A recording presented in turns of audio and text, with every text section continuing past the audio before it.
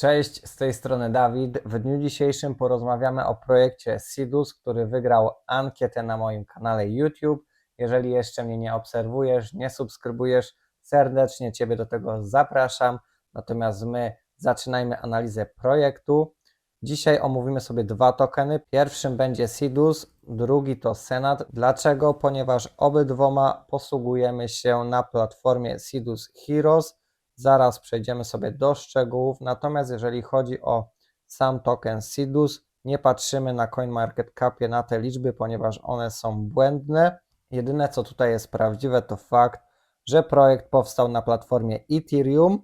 Jeżeli chodzi o giełdy, widzimy, że jest on dostępny na takich giełdach jak KuCoin, Bitfinex, Gate.io, Bybit.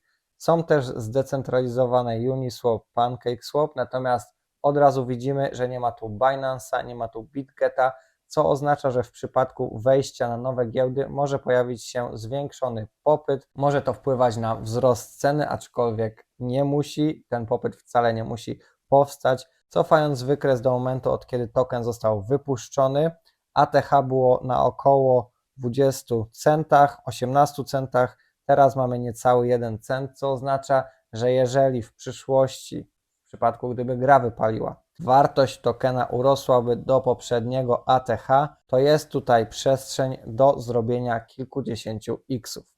Przejdźmy jednak na platformę CoinGecko, która pokazuje bardziej aktualne liczby i z niej ogólnie polecam Wam korzystać.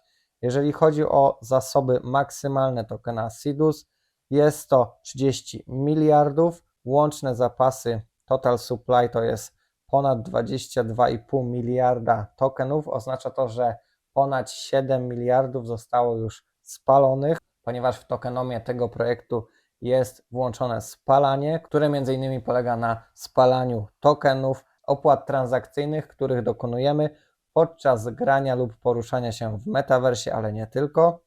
Zasoby w obiegu jest to około 18 miliardów tokenów. Oznacza to, że jeszcze ponad 4,5 miliarda zostanie zrzucone na rynek, natomiast o tym później.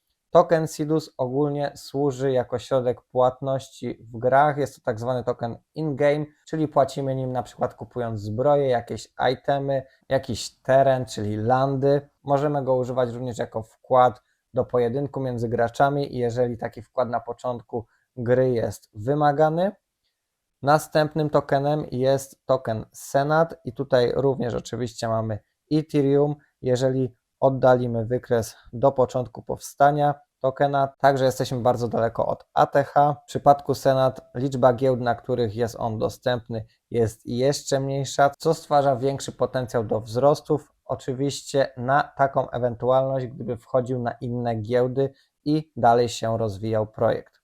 Przejdźmy na CoinGecko. Senat jest to tak zwany token governance, czyli dzięki niemu gracze mają realny wpływ na to, w którym kierunku rozwija się gra. Natomiast jeżeli chodzi o ich metaverse, ponieważ w całym Sidus Heroes mamy nie tylko możliwość gier, ale także poruszania się w metaversie, kupowania działek w landach, czy tam w przestrzeni kosmicznej, ponieważ tutaj wszystko dzieje się w kosmosie. Możliwości jest naprawdę wiele, o których porozmawiamy podczas pokazywania white papera, natomiast w grze został uwzględniony nawet aspekt polityczny, czyli będziemy mieli możliwość głosowania, w którym kierunku nasza planeta, nasz land, czy w ogóle cała gra będzie podążać i w zależności od tego, ile tokenów Senat będziemy mieli, taką będziemy mieli moc podczas różnych głosowań.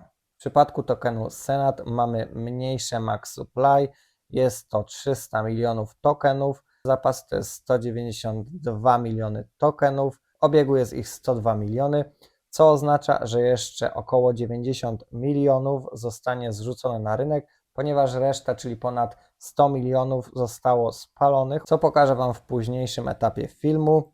Przechodząc na Etherscan, mamy informację, że hodlerów tokena Sidus jest ponad 29 tysięcy. Jeżeli chodzi o token Senat, jest to ponad 15 tysięcy hodlerów, czyli osób, które trzymają te tokeny na swoich portfelach.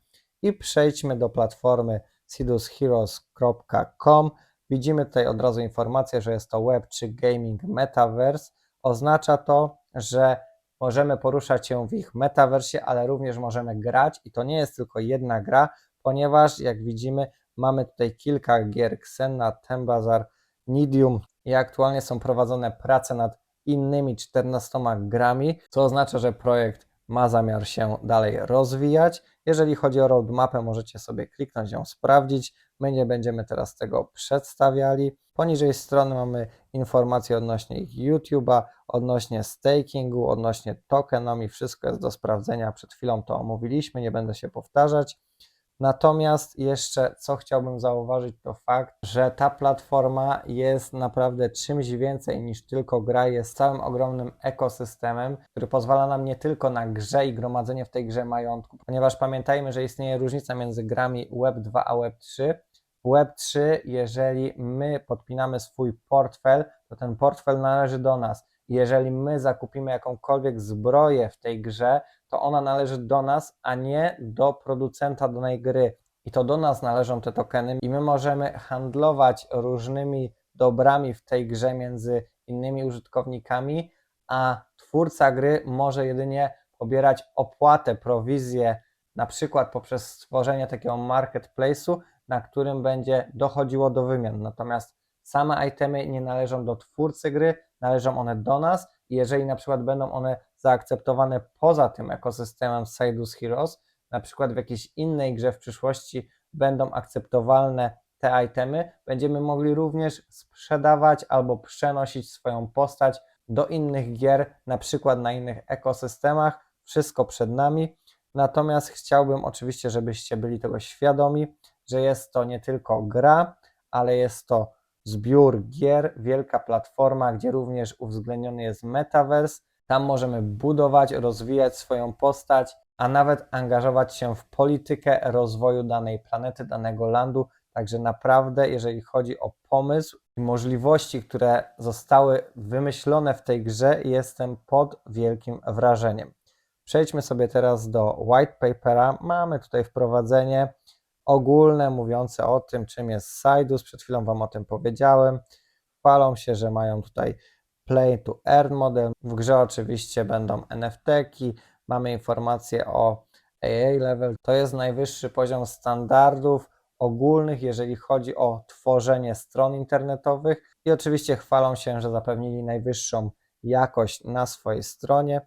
Nie będziemy tego wszystkiego omawiać, ponieważ mamy podstawowe nawet informacje o tym, jak rośnie liczba portfeli Ethereum, porównanie akcji Infinity, które w poprzedniej hoście miało swoje 5 minut z innymi wielkimi markami. Natomiast zjeżdżając niżej mamy informacje ogólne o Sidus Heroes, omówiliśmy sobie je przed chwilą.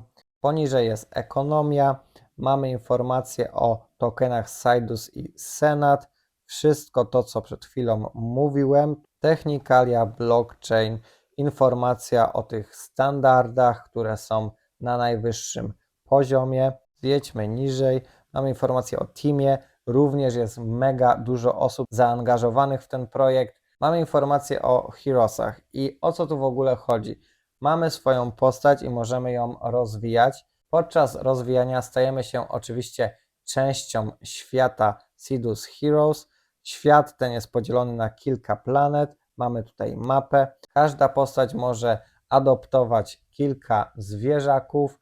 Przypomina mi to trochę nawiązanie do Pokémonów, gdzie zbieraliśmy swoje Pokémony. Tutaj możemy zbierać tak zwane zwierzaki. Dlaczego Pokémony? Ponieważ jest tu nawet napisane, że gracz może mieć kilka zwierzaków, ale tylko jeden może być wzięty na pole bitwy.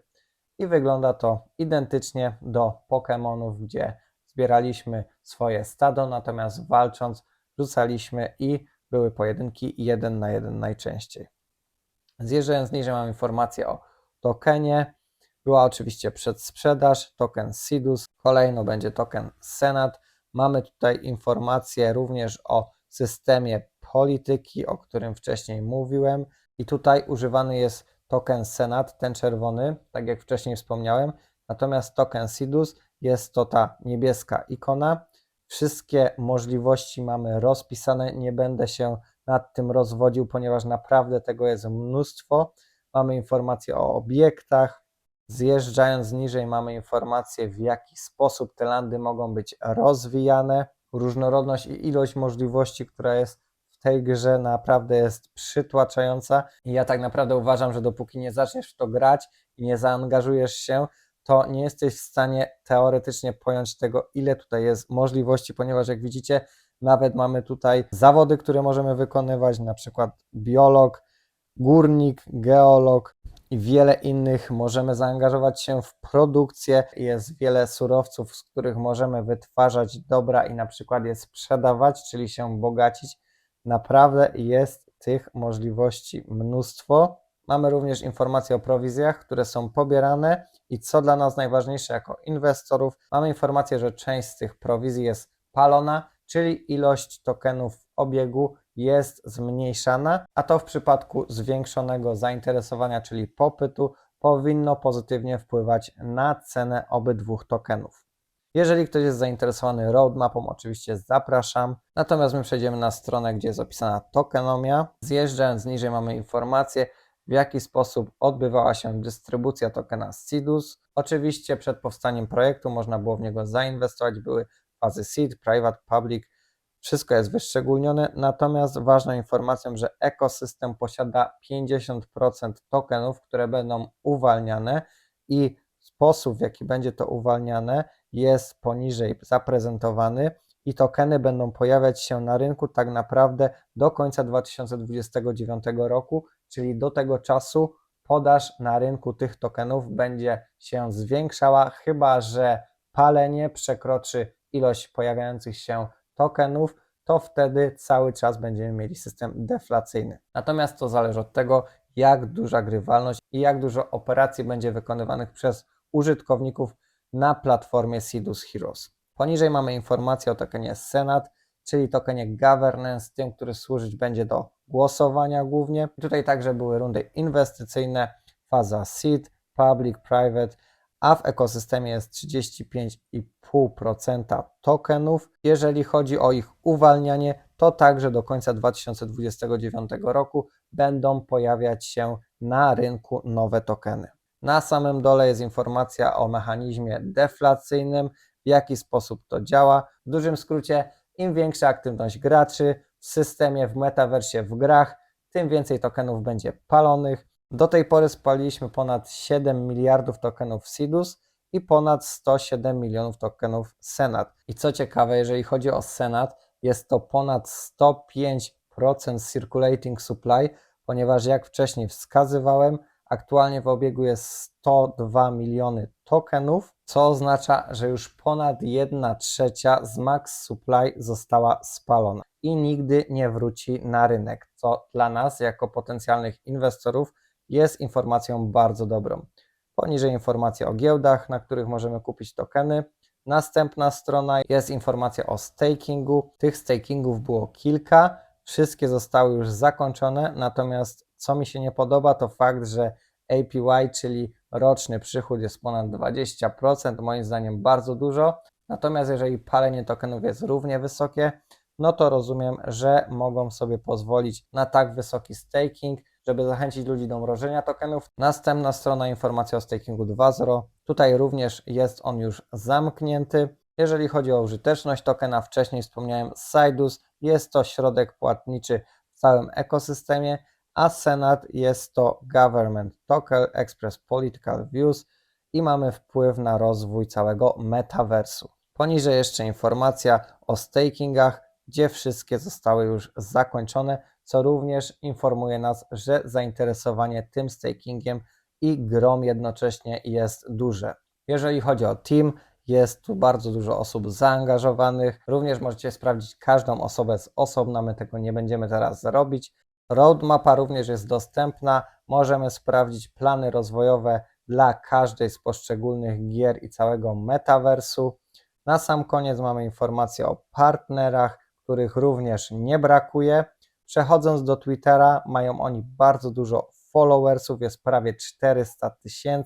Ostatni tweet jest z 5 grudnia, czyli z wczoraj, dotarł do 41 000 osób. Inne tweety również docierają do szerokiej publiki, która jest zaangażowana. Następną stroną jest ich Reddit, gdzie mamy aktualności. Tutaj również mamy informacje o turniejach, które są organizowane przez zespół. Jeżeli jesteście zainteresowani, oczywiście możecie ich śledzić na Reddicie. Jeżeli chodzi o YouTube'a, mają 29 ponad tysięcy subskrybentów. Filmiki naprawdę mają profesjonalne, fajnie to wszystko wygląda. Mamy krótki, 3-minutowy filmik mówiący o tym, czym jest cały projekt.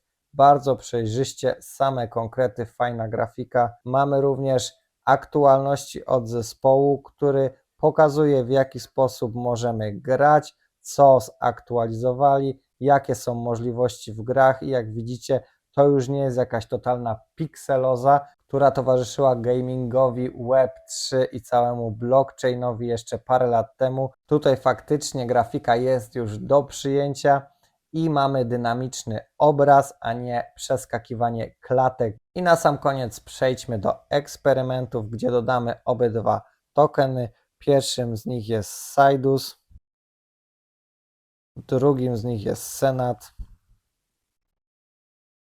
I w przypadku obydwu robimy symulację zakupu za $1000. Oczywiście to nie są porady inwestycyjne, robię to tylko i wyłącznie w celach edukacyjnych. Nie naśladujcie mnie, ja nie kupuję tych projektów teraz naprawdę, ja robię tylko i wyłącznie symulację na potrzeby tego filmu. Submit. Zostało to dodane i aktualnie, jeżeli przejdziemy na wykres, wśród dotychczasowych researchy najlepiej radzi sobie Kaspa, potem jest Gala, Veracity, Nakamoto Games. Największym przegranym jest Floix, który miał mnóstwo niedomówień i jak widzicie, nawet jeżeli taki Floix niby miał być super tokeniem SocialFi, jest aktualnie mega wielką klapą. Zobaczymy, co przyniesie przyszłość, natomiast na razie wygląda to słabo w przypadku Floix. Dziękuję Wam za obejrzenie odcinka. Jeżeli wynieśliście z tego jakąkolwiek wartość, zostawcie łapkę w górę, subskrypcję. Dajcie znać research, jakiego projektu chcielibyście, abym zrobił w następnym odcinku, a może macie zwyczajnie jakieś pytania odnośnie rynku kryptowalut i jeżeli chcielibyście mnie zwyczajnie o coś zapytać, również zostawcie takie pytania w komentarzu. Trzymajcie się, do zobaczenia w następnym odcinku. Cześć!